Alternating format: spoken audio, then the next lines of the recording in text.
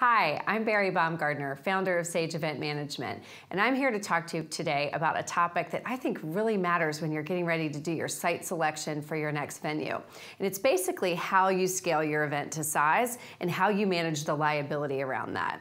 So here's what I mean specifically. I'm going to just give you a quick example from a recent client of Sage. They came to us and they were going to host their very first live event. And they had a really solid marketing plan for filling the room.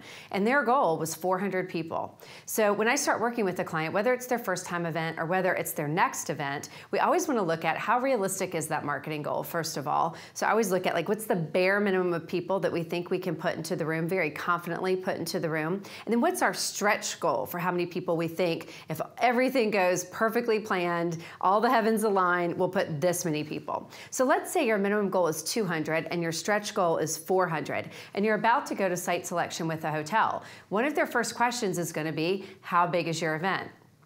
I would not tell them 400. I would tell them 200. And here's one of the reasons why. It's like a dirty little hotel secret nobody ever tells you, is that hotels do value their ballrooms in a specific way. They're looking at cost per square foot and how much revenue they want to generate in room nights, in food and beverage, and in rental for the space that you're taking at the hotel, for the ballroom space that you're taking. But here's the thing that's really interesting. This is the secret part. If I go to a hotel and I'm looking for, let's say, 10,000 square feet of space, and I tell them I'm putting 400 people in it, or I go to them looking for 10,000 square feet of space and I tell them I'm going to put 200 people in it, they will actually quote less for 200 than they will for 400. They're going to want more rooms for 400. They're going to want more F&B for 400. They're possibly going to want rental for 400. They value that event space more highly because you're putting more people in it. So here's how I get around that, by always going with my minimum requirement and then stretching that space, having a plan to stretch it so that if I do hit that stretch goal, I'm not out of luck with my meeting space. And I've paid the bare minimum for it, which really minimizes my liability going in. So let's take a quick look. So here's that ballroom. Let's assume that this rectangular ballroom is my 10,000 square feet of space. This is my stage, and I'm gonna set this in rounds, okay? So these are rounds, and you can scale that as many rounds as you think you can put in there. Get a diagram for that, obviously. I've got my team table back here, my resource table back here. Now here's the thing. I can actually set what I call crescent for, let's see, 3, 4, 5, 6. I can do that at every one of these tables. 1, 2, 3, 4, 5, 6. I can do that all here. Now we do crescent because every chair is facing the stage, right? Which I really like, okay? So every chair is facing the stage, and this gives perfect view of the stage. But here's how I can expand that space and actually have the same number of tables. Let's say you're doing custom linens or custom floral. You don't want to keep changing your table numbers. Same number of tables. Here's what I can do. 7, actually let's go back up here. 7, 8. 7, 8, or if I really go gangbusters and exceed that stretch goal, I can go full rounds 9, 10. Now with full rounds 9 and 10, I am gonna have some people who have to kind of turn their chairs, but listen, if you max out your event, that's a small price to pay for having a full room. They still can make it work. They'll still have a great view of the stage. And now you've gone from setting in 5s or 6s at your crescent rounds all the way to a full round of 10. Very same number of tables. You can go from 200 to 400. Let's take another look at what we could do with this exact same room. Oh, by the way, before we do that, just want to say quickly, one of the things I love about rounds is that it's so much more communal. So at Sage, at our events, a lot of times you will find us setting in rounds, and we do that because it allows for pair shares and exercises and opportunities for the audience to connect in unique ways that they can't do with the next set that I'm going to show you. So let's take a look at this next set. Same exact ballroom, still 10,000 square feet, but now we're gonna go classroom.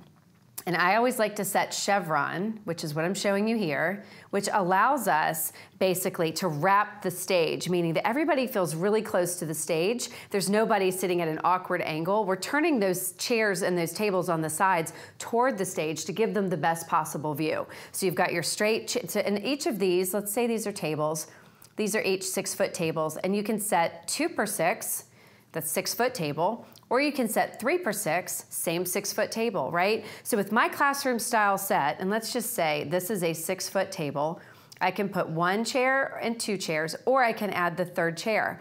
I've taken that same exact classroom set from what we call a 2 per 6 foot to a 3 per 6 foot. So again, I've been able to leverage that space just by putting extra chairs at each table. And trust me, it's tight, but it's still comfortable. It works all the time, every day. It absolutely is not a problem to put 3 people at a 6-foot table. If your hotel has an 8-foot table, you can set 2s, 3s, or even 4s. An 8-foot table is a little bit longer. You can actually squeeze a 4th chair in there. So these are ways that we can scale our room. Here's the next one. Instead of having classroom, each of these is theater.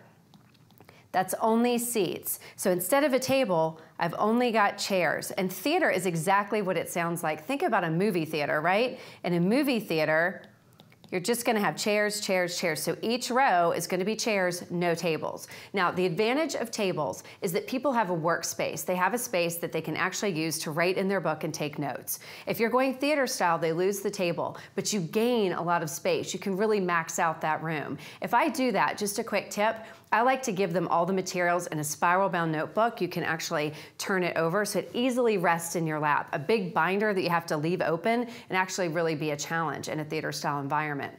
Great for classroom, great for crescent rounds, not so great for theater. So if you're thinking of that theater style set, you exceed your attendance goals, then you have this opportunity to go theater style. You can literally double your space. So here's another little quick fact on metrics. Crescent style and classroom style are almost identical the same, meaning how many people you can fit in a room. Believe it or not, 6 people at a crescent round is equal to what you would get in the equivalent of 2 6-foots in a classroom environment. So those metrics work really the same. But when you go to theater, you can double your space. So if you're crescent, going to theater will double your space. If you're classroom, going to theater will double your space. So same exact ballroom, totally different usage of space, totally different opportunities for maximizing the number of people you can put in the room, minimizing the number of people or the cost per person that you're going to be spending with the hotel. And if this is a first-time event where you're gambling a little bit and you don't have a history to pull from to know whether it's going to be 200 or 400, these metrics really start to matter where it matters most, which is in your pocketbook with how much money you're going to be paying the hotel and how much overhead you're going to be incurring the minute you sign the contract. Quick, simple tips on how to maximize your space and really enhance connection and intimacy at your event. I'd love to hear how you've done this at your events or any questions you might have as you go into thinking through how to scale for site selection. Whether it's your first event or your next event, you can post it here or you can email it to events@poweredbysage and we'll address it in a future video. Hope this was great information for you, but more importantly, I hope you put it to good use. Bye for now.